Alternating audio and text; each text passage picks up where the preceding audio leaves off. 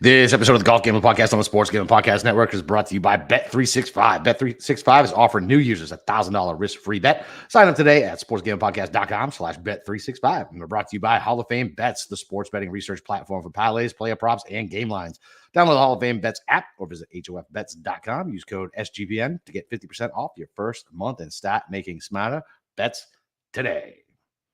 All right, D-Gens, welcome back. It's all football from you boys this week because golf is off and it's Thanksgiving week. It's your boy, Boston Capper, with the God of Golf himself, Steve Schirmer. Steve, happy early Turkey Day.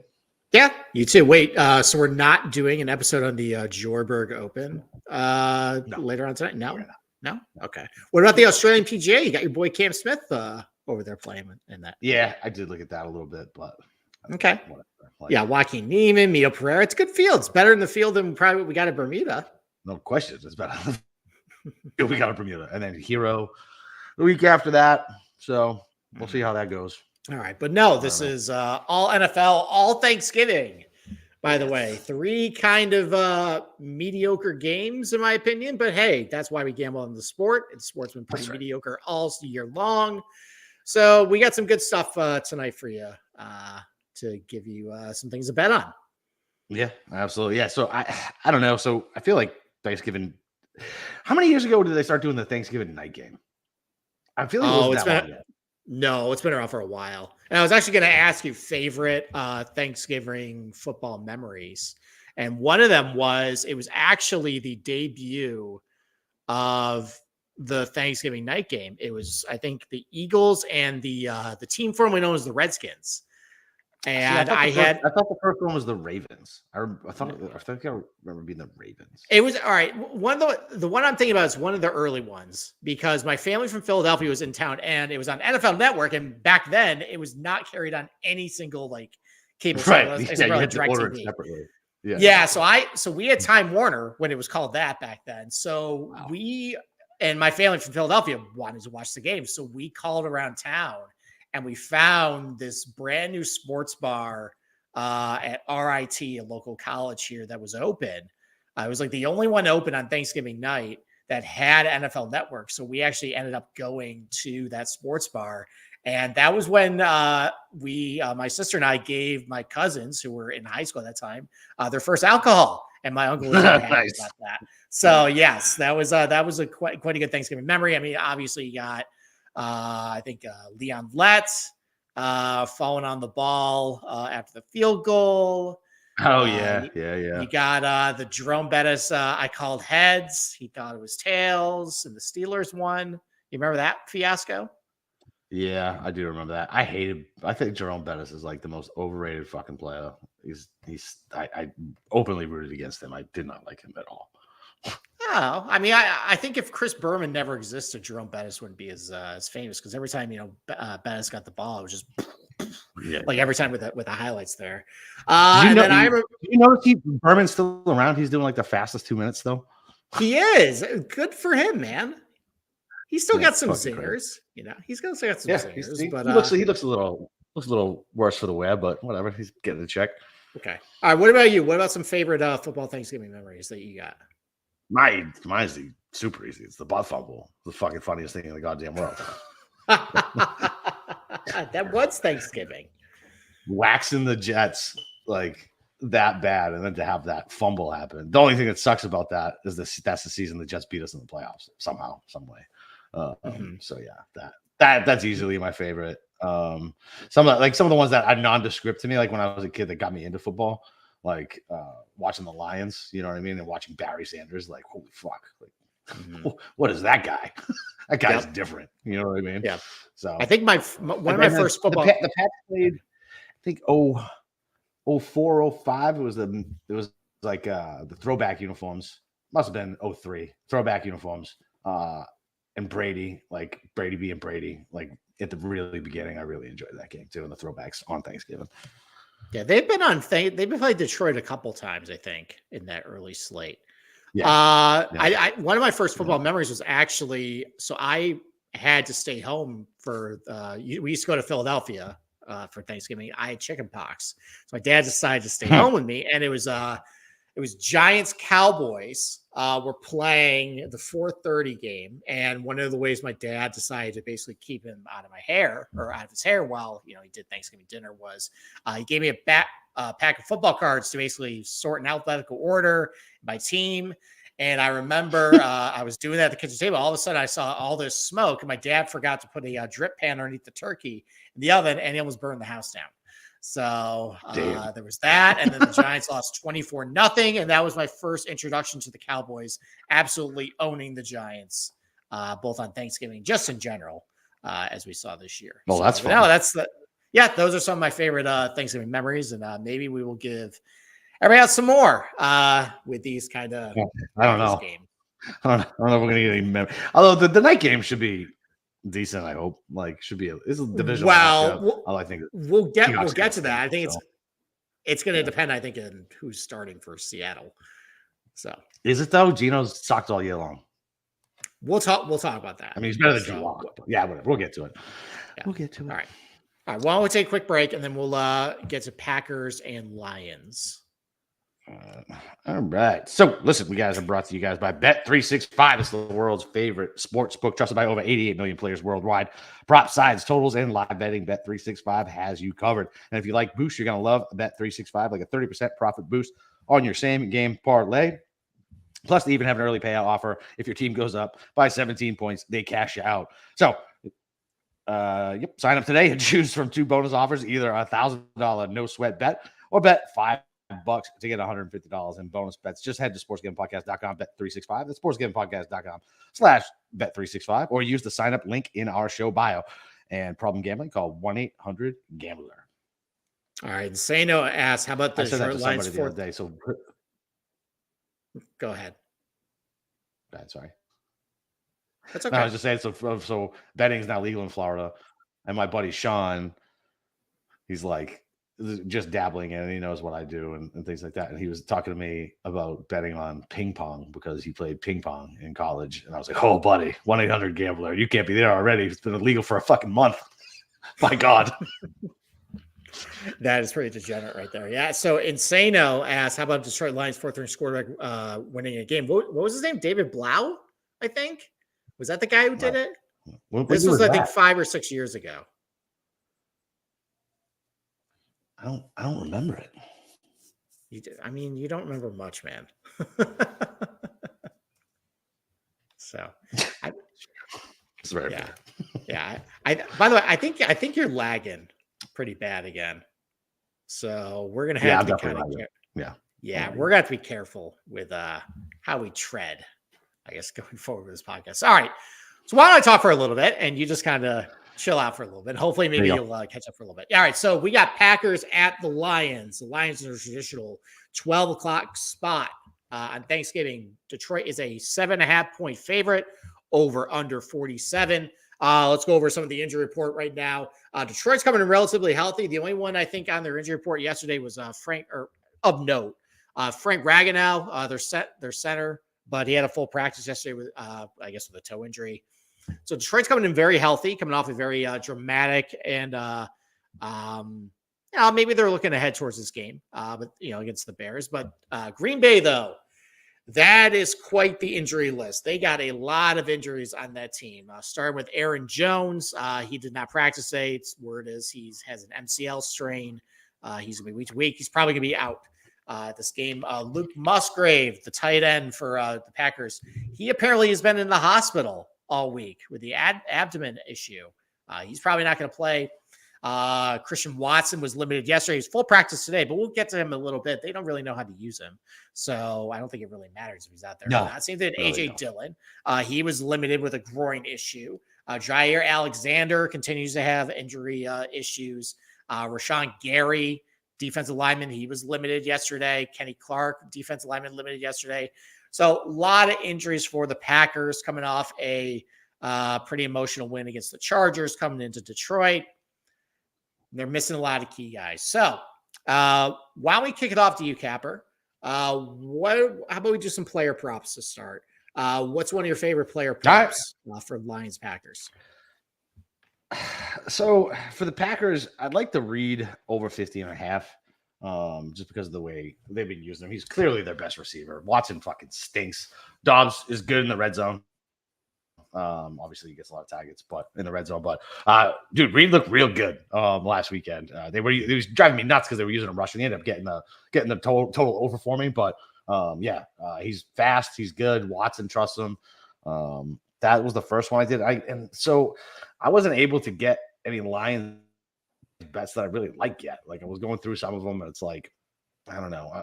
I'm not sold on some of them yet. Like I've got to lay juice for Montgomery touchdown. Like I hate doing shit like that. So I don't know. I was looking at Jameson Williams unders, but he seems like he was getting targeted more last week.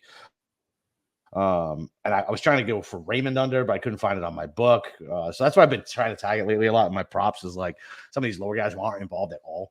And they typically see like 2 targets a game, maybe 1 reception. And listen, if it bites you, it bites you. So like Raymond was somebody who I was looking at, but I couldn't find it. But yeah, so what do you got? I mean, I wasn't really thrilled with any of it. Well, I mean, so I was looking at Jaden Reed prop too. I'm looking at him maybe for first touchdown 19-1, but as Sano just pointed out in the comments, he popped up on the injury report today. I think with maybe an ankle injury or something, he was limited. So we'll see what happens with that. But you're right. They've been using him a lot more. I actually have a Christian Watson prop on my card, but it speaks to what you've been saying. It's an under. I don't think he particularly sucks. I think it's a Jordan Love problem. So I don't think they really know how to use him. But so I'm taking Watson under 45.5 yards receiving. I thought that was pretty high considering he just hasn't produced a whole lot this year. Detroit runs a lot of zone. And it just seems like Watson, the big physical, fast guy, he tends to do pretty well against man-to-man coverages. But courtesy of FTN, the passer rating, every time they throw to Christian Watson when it's in zone, Jordan Love has a 19.8 passer rating, which is terrible and disgusting. Yes, it is by far the worst, I think, of anybody over like 25 targets. So I think the fact that I think they're going to have a lot of trouble connecting with him all game, considering the scheme that Detroit runs, under 45.5 yards receiving for Christian Watson. So I like that. I'm going to write that one down because what did you lay juice on that? No, it's just minus 110 both ways. That's ridiculous. He hasn't got 45 yards last 6 games. I know. I think maybe just it's a name, and I think people know him because of fantasy football. Maybe they juice the number up a little bit, maybe entice some action. But I did find a Lions prop I did like. It's actually the same number, over under 45.5. So Sam Laporta has been a little quiet lately. I think he's going to wake up a little bit in this matchup. So I'm going to take his over on yards 45.5. Green Bay has not defended the tight end very well this year. They're 25th in defensive DVOA against tight ends. And Green Bay also runs a lot of man-to-man defense. Laporta has been very good in man-to-man this year. So actually, no, I'm sorry. Green Bay runs a lot of zone. Laporta's been very good sitting in the zone a little bit and catching some passes. So his over-under was 4.5 receptions. I thought that was a little high, but I think he can get over 45.5 yards receiving. So I took the over on him. And I also took him for first touchdown 11-1. Okay. Yeah. I don't hate the Laporta thing. He just burned me a little bit last week. It's like, I don't know. Goff didn't really use him a lot, but the guy's so good. Like, I don't know why we're not using him a lot, but it was kind of a weird game script for them too. So yeah, I don't hate that. My first touchdowns, I like Reed at 20, and then the backup running back, Heath. Because AJ Dillon is on the injury report now too with a groin. Jones is not playing, so fuck it, man. 45-1 for a backup running back for first touchdown. I'll take that. Is that the fullback? No, he's listed as a because I thought Patrick Taylor is like the other backup. No. And I think the corpse of James Robinson is also floating around the Packers. Is he really there? Yeah, I think he's on the practice. I think he's on the practice squad, so they might call him up. Well, how about that? Maybe that's the play. He'll be player not named. What are you talking about? They're not going to add him. That'll be the any other player. Probably. So, all right. What about a pick for this game? Who do you like? So I'm just gonna. I mean, I hate to do it, but I'm gonna be super chalky. But I'm laying the 7.5, man. Okay. Any particular reason? Yeah, I think Green Bay stinks. I think last week was a fucking fluke. I'm not impressed with Jordan Love. That guy ain't it. I think Detroit at home. I mean, they are who we thought they were going to be at the beginning of the season. It's not your daddy's Lions anymore. I mean, Jahmyr Gibbs is insanely electric. Amar St. Brown is just a PPR machine, like automatic at the sticks. I mean, they got the hammer with Montgomery. Goff is serviceable. Laporte is a stud. I mean, Jameson is the deep threat. They got it all, man. They really do. And favorites are like, I pulled up this fucking random stat. So favorites or public sides are 32-18 against the spread on Thanksgiving. So, and road favorites are 24-1 straight up. So do we even have a road favorite this week? The Niners, which we'll get to. Niners, nice. Yeah, I know. This is the first time the Lions have been favored on Thanksgiving since 2016. Wow, that's unbelievable. That's crazy. All right, listen, give me the Lions at home. Okay, I mean, I don't like laying a lot of points against the divisional rival too, but I tried to think of an angle. How can the Packers maybe backdoor this thing, or maybe do what the Bears did last week to the Lions? So one thing the Packers might be able to do is, like I just said, they run a lot of zone, and Jared Goff has not been very good against the zone this year. Same thing with the Bears last week. Jared Goff was pretty terrible for about 3 quarters that game against zone coverages until he woke up in the fourth quarter. But Jordan Love is also really bad against zone, and the Lions also run a very heavy zone scheme too. Also, the Lions get a lot of pressure, and Jordan Love is one of the worst quarterbacks when pressured this year as far as his yards per attempt when he's hurried or blitzed. It's like 1.5, isn't it? Something stupid. It's really bad when it's when he's under pressure. So I mean, the Chargers, they lost Joey Bosa early in that game last week. So, maybe their pass rush wasn't all that effective. Like you just said, no Aaron Jones. That offense just isn't really there's really isn't a whole lot to that offense, especially if you're going to take Luke Musgrave out of that offense too. Like he's been starting to produce a little bit, lately too. So Green Bay can also be run on. I think Detroit's going to have maybe after what happened last week with Jared Goff, maybe they say, okay, why don't we put it in the hands of our running backs and let them handle it? I'll just lay the points and Detroit by 7.5. Yeah. And I think they put that half to try to scare people, but I don't give a shit. Yeah, probably. I can't back that Green Bay team. I don't give a shit. The Chargers are such a bad team and so poorly coached. Mm-hmm. Did you see that exchange with him, with the reporter? I did. It was very defensive. He's dead. He's a dead man walking and he fucking knows it. He is toast, man. I think Stephen A. Smith, because he's just, a very rational person. I think he actually demanded that Brandon Staley goes back to D3 football, which I think is a little much, but point taken. Yeah, that's funny. I'll take it. He really is a moron. Stephen A. Smith, man, that guy is on a microphone 24/7, man. It is wild. The guy has figured out, I guess, what works, and it's talking really loud into a microphone. So, yeah, that is for sure. All right. Why don't we take we'll knock it out. Then we'll break down the next couple of games. Talk a little bit about the Jets on fucking Friday too. Ugh, gross. All right. Anyway, Underdog has a way to play alongside your favorite fantasy players all season long: NFL, NBA, NHL, college basketball, and college football. Simply pick higher or lower on your player's favorite fantasy stats and cash in. So watch along, make your picks, and maybe make a little cash over Underdog's mobile app or website, underdogfantasy.com. When you use code SGPN, Underdog will double your first deposit up to $100. That's Underdog Fantasy, promo code SGPN. And win bigger by betting smarter this NFL season with Hall of Fame Bets, the sports betting analytics platform for parlays, player props, and game lines. Research every NFL, NBA, MLB, and soccer bet with historical stats and data. Enter any parlay idea into the Hall of Fame Bets revolutionary parlay optimizer tool to get hit rates broken down by leg, as well as the expected probability for the entire parlay. Sort all players by hit rate for any bet to learn which players are hot and which ones have value. So stop betting in the dark and join over 30,000 users researching with Hall of Fame Bets to craft more intelligent, data-driven parlays. Download the Hall of Fame Bets app or visit hofbets.com and use code SGPN to get 50% off your first month. Start researching, start winning with Hall of Fame Bets. Okay. All right, next game. We got Washington Commanders at the Dallas Cowboys. Dallas is an 11-point favorite over under 48.5. A lot of injuries for Washington coming in this game. Obviously, you have F.A. Odabo, who had a very bad broken leg injury that I saw on TV that was not great.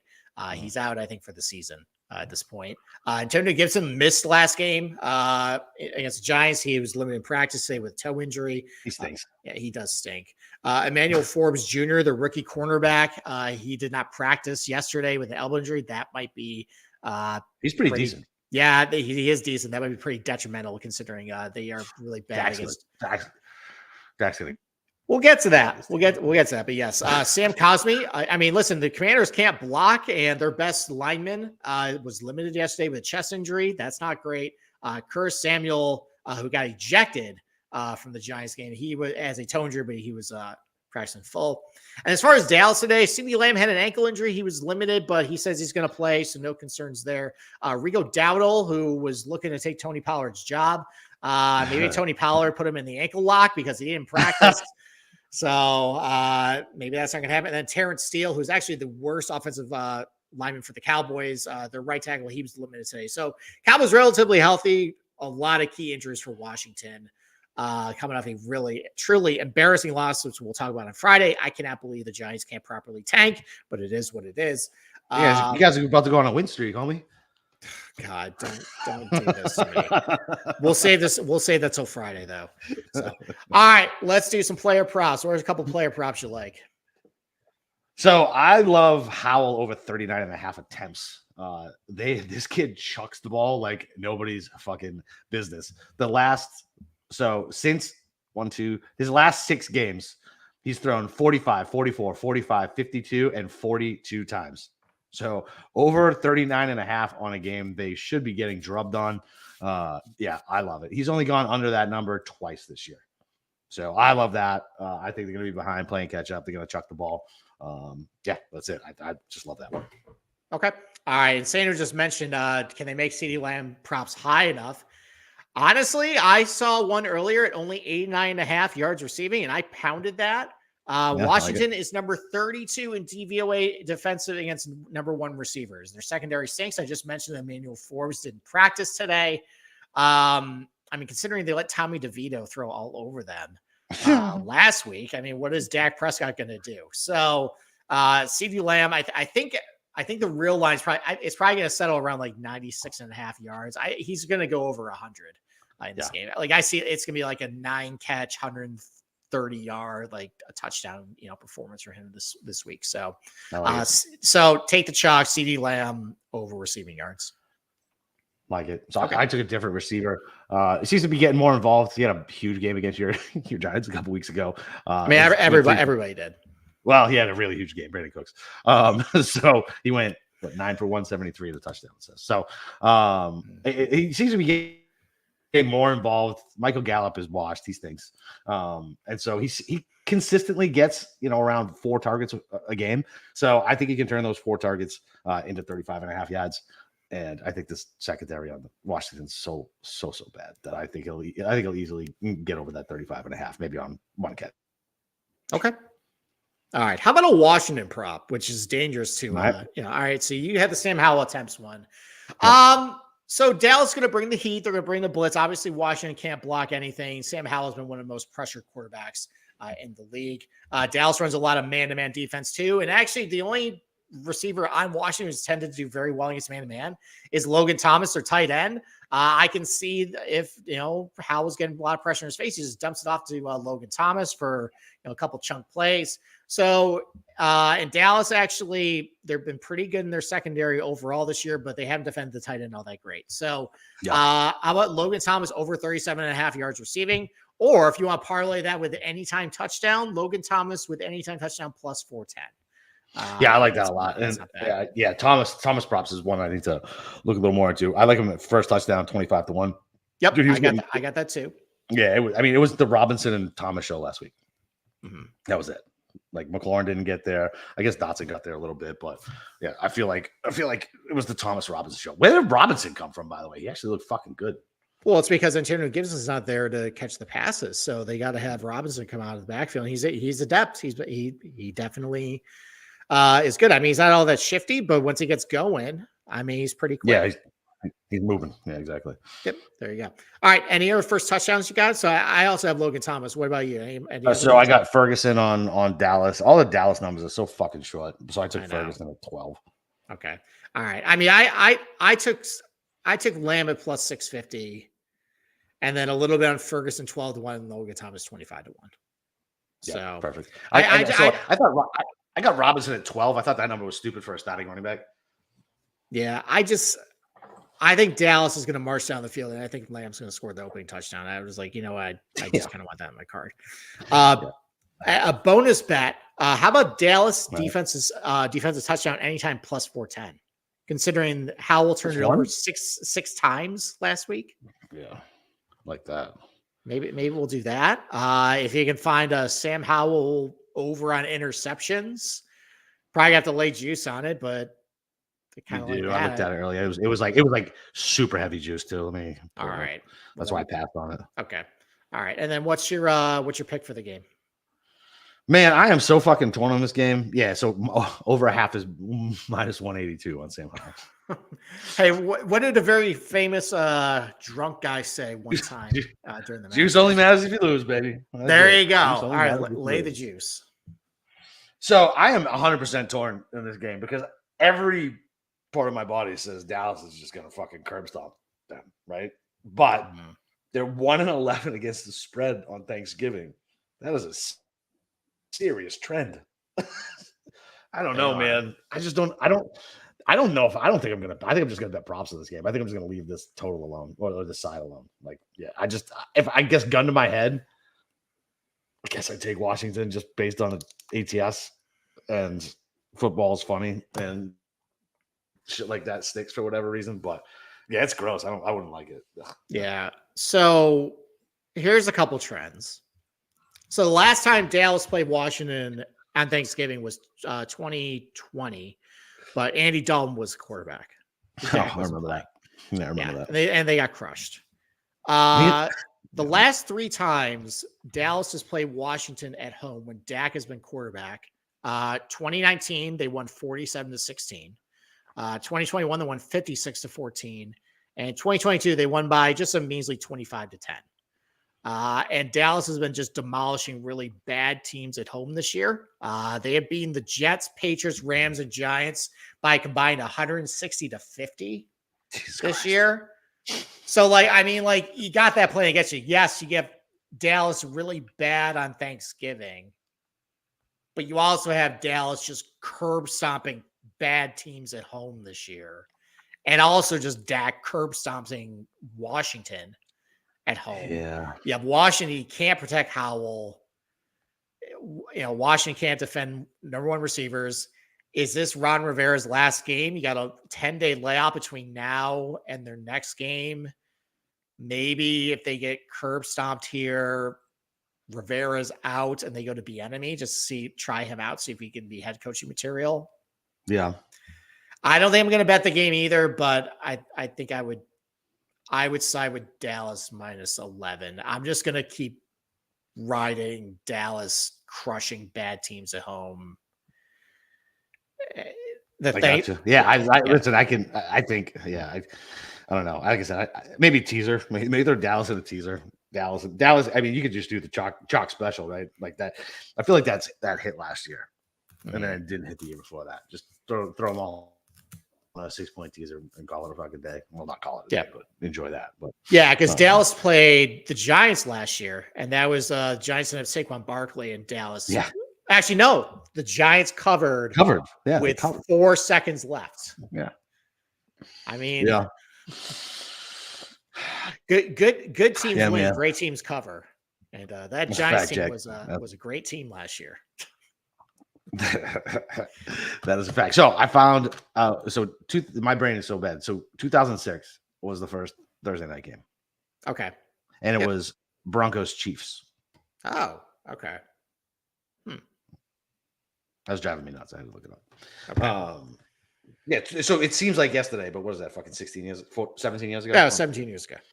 Yeah, unbelievable. Yep. Anybody born then is doing college applications right now. That's gross. Yeah, I hate that shit. So, all right, let's go to the nightcap. Nightcap. So San Francisco at Seattle. Seattle is a 6.5-point underdog at home. San Francisco just lost their safety, Talanoa Hufanaga. I think he's done for the year, right? He's done for the year. They got a couple other injuries on their offensive line. I think their two guards they didn't practice yesterday. We'll see how that goes. Javon Hargrave, their talented defensive tackle. He's got a thumb injury. He's limited. He'll go though.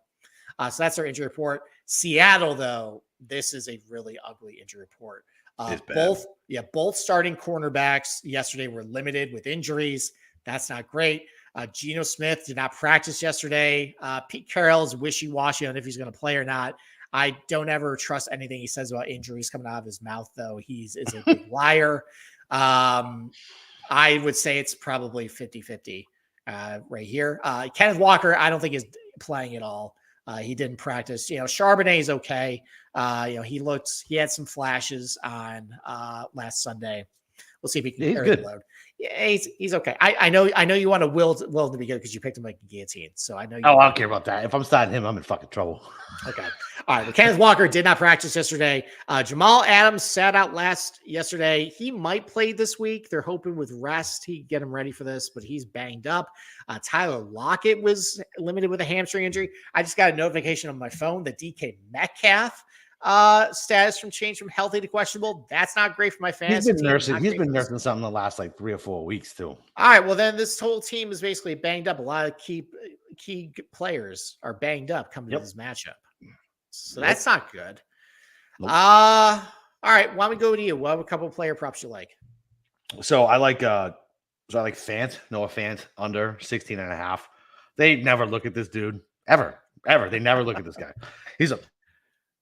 He's a stud of an athlete, and they never look at him. He hasn't gone over 16.5 in the last 5 games.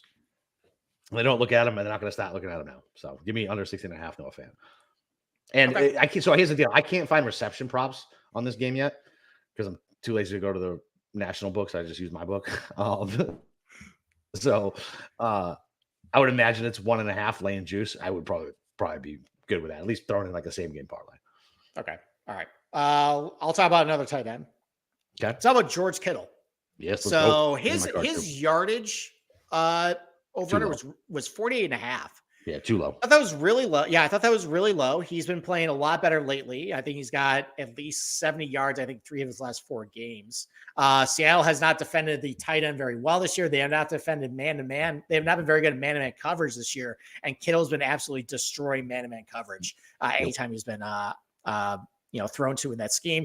Brock Purdy's passer rating thrown to George Kittle when he's in man-to-man is 149. It's pretty good.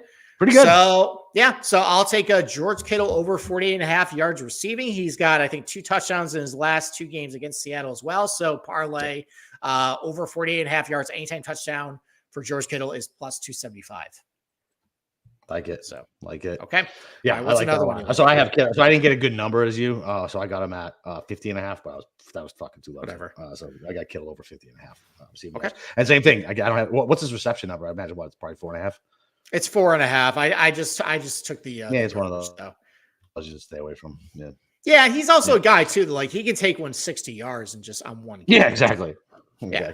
So I didn't want to mess around with the receptions one there.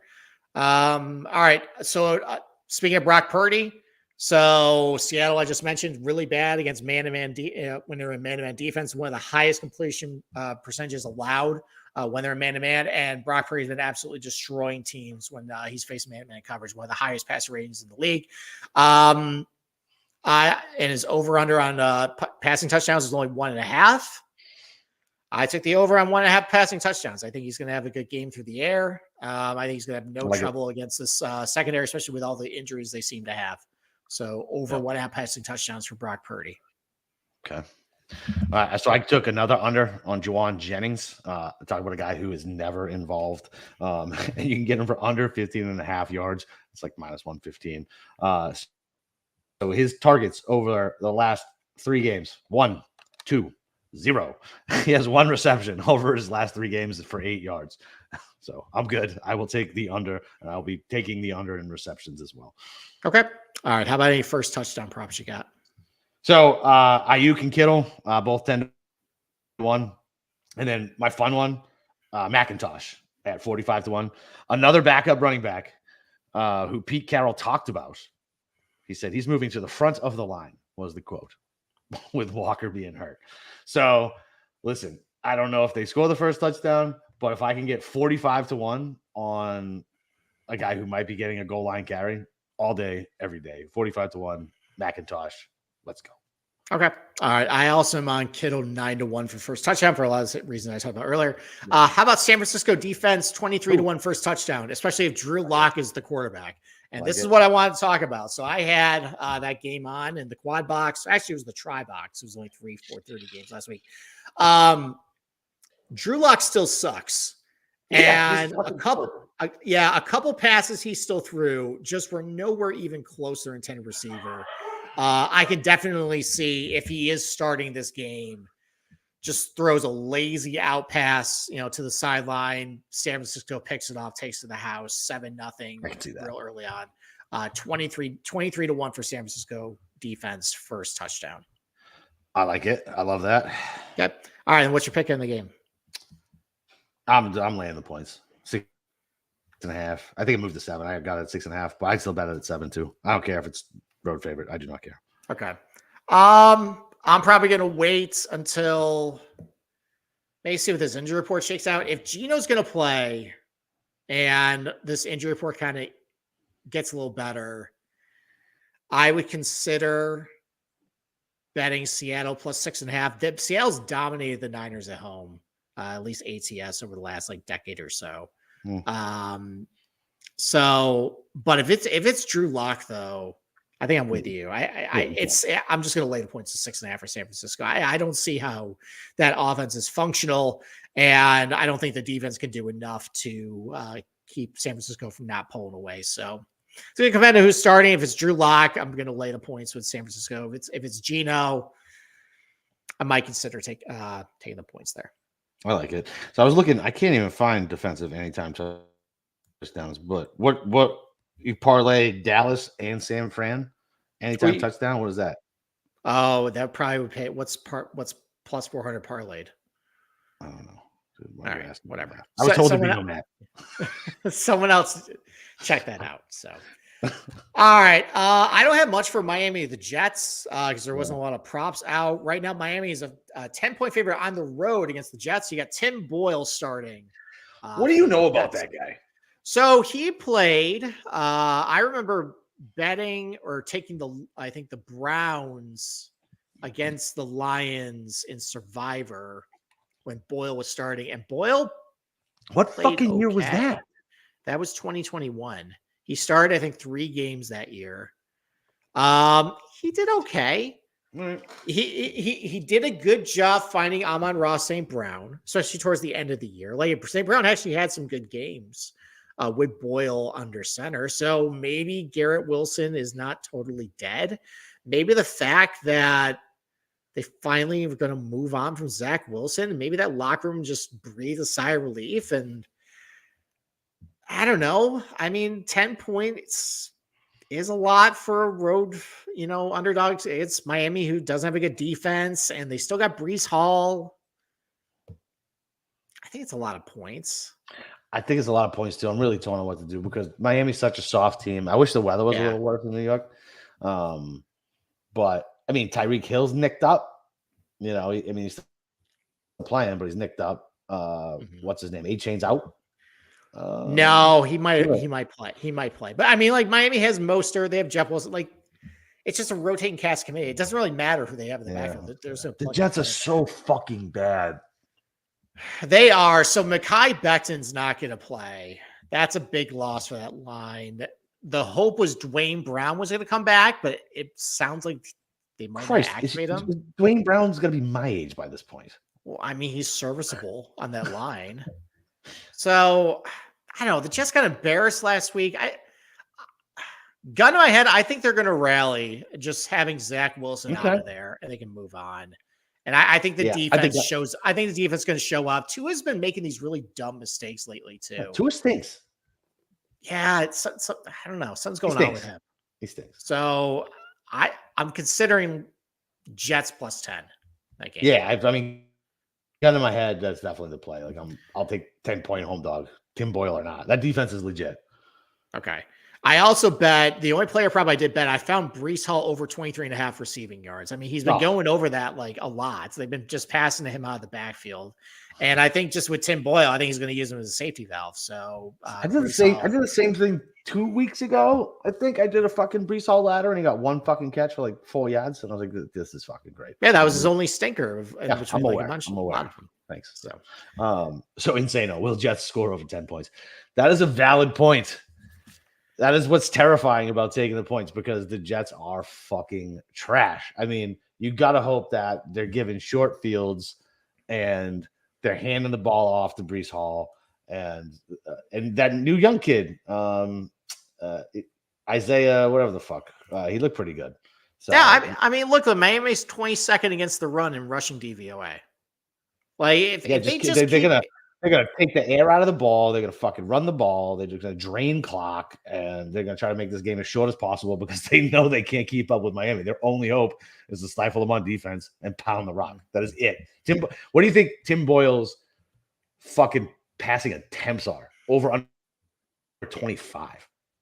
I was going to say 24 and a half. I mean, I'm also looking too. Miami is 30th in DVOA against running backs out of the backfield. Ooh. Like if the Jets just keep it to Breece Hall game, like kind of like what they did in Denver. Yeah, they can definitely keep it close. Yeah, I like it. All right. Well, we'll be talking about that on our Friday show. We'll be recapping all these games. Oh, are any of these going to be official picks on your 5-pack? No, it can't be. Okay, well, you can throw one in now if you wanted it to be. That's why I'm asking. No, that's not the point. Our 5-pack picks is on our Friday show, so you can't use any of these games. Fair enough. I mean, so I was treating it like the contest, like you pick games for the week, but that's fine. I don't give a shit. I don't like any of these games enough to be a lock anyway. Okay, all right. I got nothing else. You got anything? Actually, no. So promoting again, you and I will be live streaming on Sunday for the Toilet Bowl. Patriots Giants. I don't know if we're going to go the full 3 hours, but we're definitely going to go most of it. If it gets out of hand, we'll probably sign off. But if you want to come see Capper and I suffer through maybe the worst game in the last 5 years, potentially. We still don't know who's going to be the starting quarterback for the Patriots. Bill Belichick's playing coy as if it really matters with Zappy or Mac Jones. Doesn't matter. It doesn't. I want to see Will Greer. Bring Will Greer out. I don't think you want to see Will Greer. He's terrible. Listen, bro, I've seen Zappy and I've seen Mac Jones. Show me Will Greer. I will take the devil I don't know, please. Thank you. All right. Well, if you want to come join, we'll have a couple drinks. We'll do play-by-play. We'll rip our teams. We'll hope they lose and hope they fail. Hopefully the Giants do a little better job failing this week than they did last week. They won't. We'll talk about that on Friday. I don't know. I'm not as devastated about them failing to tank as I was. Look at you. Would you been on Giants Reddit getting brainwashed? No. No, I have a reason. I'll talk about it. All right, we'll talk about it on Friday. Anyway, hey, listen, the year's coming to an end. Thanks for everybody for listening and hanging with us. Everybody have a safe and happy Thanksgiving. Love to you and yours, and we'll see you guys while we're in a food coma on Friday. Let's go.